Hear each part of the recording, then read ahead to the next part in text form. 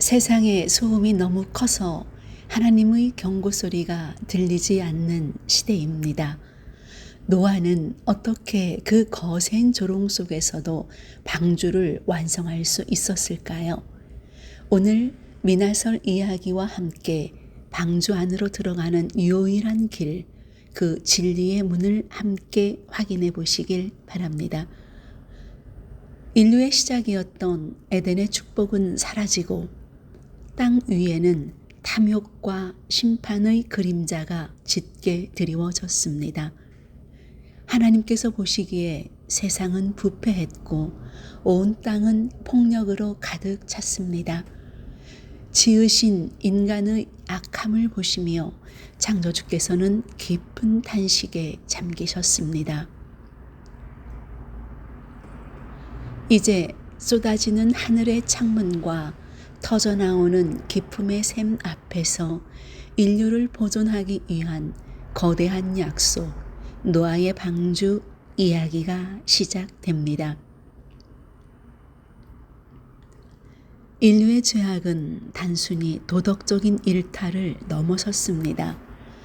성경은 당시를 네피림의 시대라 부르며 하늘의 경계를 허문 자들과 인간의 욕망이 뒤섞인 기괴한 시대였음을 증언합니다. 그들은 힘을 신으로 삼았고 성적 질서는 완전히 파괴되었습니다. 훗날 소돔과 고모라가 그러했듯이 당시 인류는 하나님의 창조 질서를 정면으로 거스리는 남색과 온갖 변태적인 쾌락에 중독되어 있었습니다. 남자가 남자와 더불어 부끄러운 일을 행하며 다른 육체를 탐닉하는 광기가 온 땅을 덮었습니다. 폭력은 일상이 되었고 약탈은 권력이 되었습니다. 창조주께서 보시기에 인류는 더 이상 사람의 형상이 아닌 욕망만 남은 짐승의 상태였습니다. 하나님이 마음에 근심하며 한탄하신 이유는 인간이 스스로 인간다움을 포기하고 영원한 멸망의 길로 달려가는 그 지독한 타락의 끝을 보셨기 때문입니다. 성경은 인류 최고의 문명기를 한탄으로 기록합니다. 땅 위에 사람 지으셨음을 한탄하사 마음에 근심하시고 라고 창세기 6장 6절에 기록하고 계십니다. 여기서 근심은 히브리어로 아토사부, 즉 심장이 찢어지는 고통을 뜻합니다. 하나님은 분노가 아니라 비통함 속에 세상을 지우기로 리셋하시기로 결단하셨습니다. 노아는 의인이요 당대의 완전한 자라 그는 하나님과 동행하였으며 방주를 만들되 그가 여호와께서 자기에게 명하신 대로 다 준행하였더라 라고 창세기 6장 9절과 14절 22절에 기록하고 계십니다.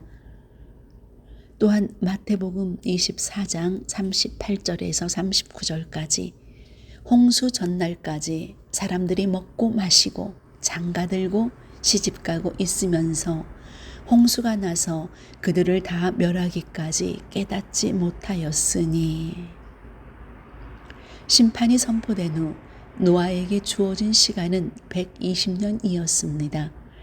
세상은 여전히 먹고 마시고 장가들며 쾌락의 끝을 향해 달리고 있었습니다. 사람들에게 노아의 경고는 귀찮은 소음에 불과했습니다. 노인네, 바라는 게 대체 뭐요? 하늘에서 물이 쏟아진다고? 차라리 내 손가락 바닥에 장을 지지겠소 라면서 그들은 매일 노아의 작업장을 찾아와 조롱의 파티를 열었습니다. 노아의 아들들은 친구들에게 외면당했고 며느리들은 시장에서 멸망을 기다리는 미친 집안이라며 침뱉음과 물세례를 당했습니다. 그러한 조롱은 120년간 단 하루도 멈추지 않았습니다. 하지만 성경은 그 긴 세월을 단 한 문장으로 정의합니다. 명하신 대로 다 준행하였더라. 노아는 조롱하는 군중과 다투지 않았습니다. 대신 그는 망치를 들었습니다. 쾅, 쾅 울려 퍼지는 그 망치 소리는 세상 사람들에게는 미친 노인의 소음이었으나 하나님께는 이 타락한 땅에서 들려오는 유일한 믿음의 고백이었습니다. 120년의 조롱을 견디게 한 것은 배에 대한 확신이 아니라 자신과 동행하시는 하나님에 대한 절대적인 신뢰였습니다. 120년, 한 세기가 넘는 시간 동안 노아는 산 위에서 고립되었습니다.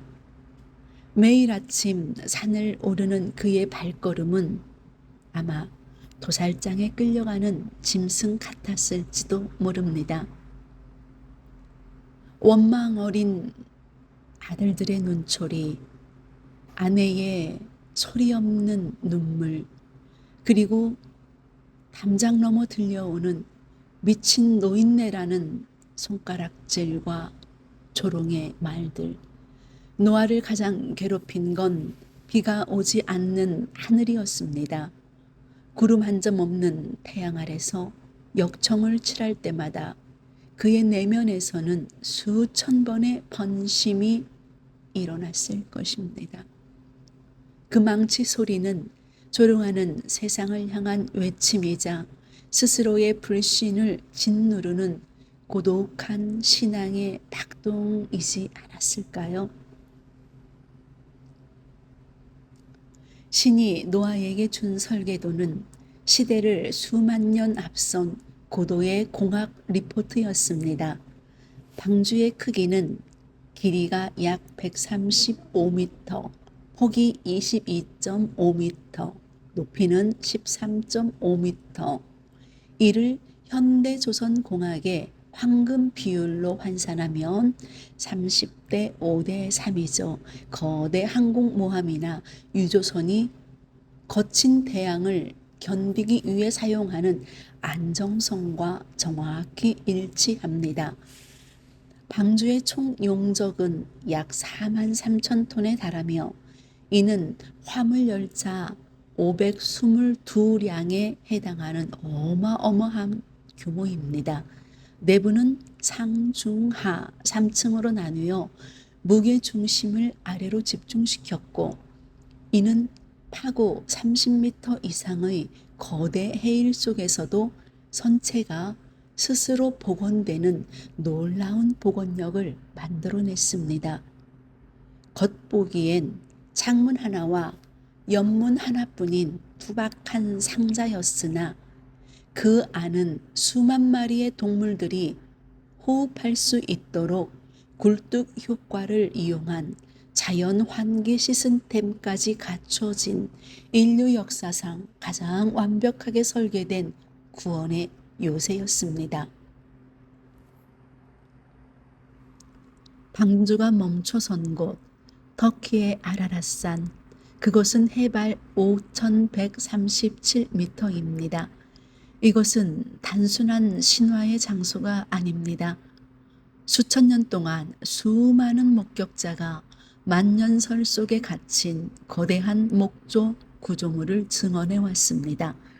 1949년 CIA의 항공 촬영 사진인 아라라스 이상현상과 위성 사진들은 거대한 배의 형체를 포착했습니다.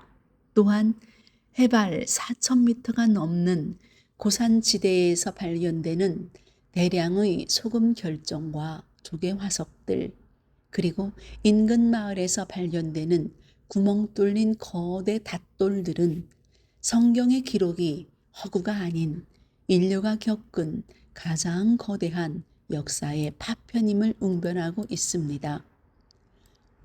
급격한 매물로 만들어진 다층 탁상 화석들은 전 지구적 대홍수가 단기간에 일어났음을 지질학적으로 증언합니다.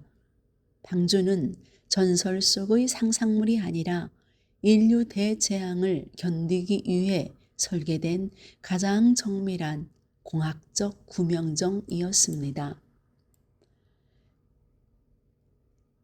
홍수는 단순한 폭우가 아니었습니다.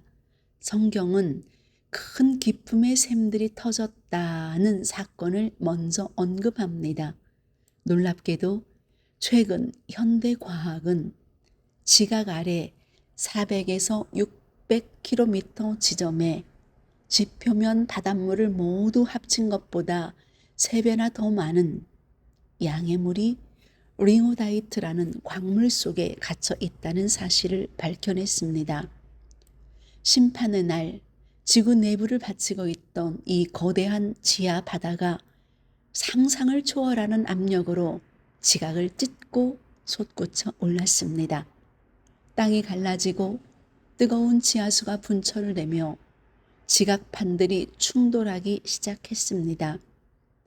해저 지각이 순식간에 용기하며 거대한 해일이 대륙을 집어삼켰고, 이때 발생한 막대한 수증기가 대기권으로 치솟아 하늘의 창문을 여는 폭우가 된 것입니다. 이는 지구가 스스로를 뒤덮는 전 지구적 지각 대격변이었으며, 성경의 기록이 지질학적으로 얼마나 정확한지를 증명하는 대본입니다. 마침내 방주가 완성되었습니다. 동물들이 들어가고 노아의 가족이 발을 들였습니다. 그리고 폭풍 전야의 7일이 흐릅니다. 여기서 가장 소름 돋는 순간은 비가 오기 시작한 때가 아닙니다. 여호와께서 그를 들여 보내고 문을 닫으시니라. 창세기 7장 16절의 말씀처럼 단절의 고통, 노아는 안에서 본인이 문을 잠그지 않았습니다. 하나님이 직접 밖에서 닫으셨습니다.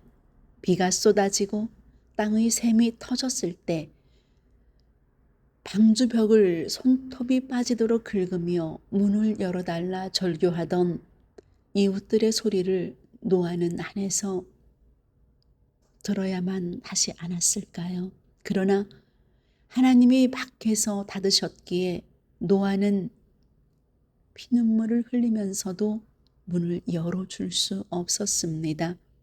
이것은 변심의 시간을 끝내고 찾아온 심판의 확정이었습니다. 창세기 8장 1절과 20절, 21절에 하나님이 노아와 그와 함께 방주에 있는 모든 들짐승과 가축을 기어가사 노아가 여호와께 제단을 쌓고 여호와께서 그 향기를 받으시고 라고 기록되어 있습니다. 방주 안에서의 375일, 그것은 단순한 생존이 아니라 거룩한 기다림이었습니다. 하나님이 그들을 기어가사 바람을 불게 하셨고 물은 마르기 시작했습니다.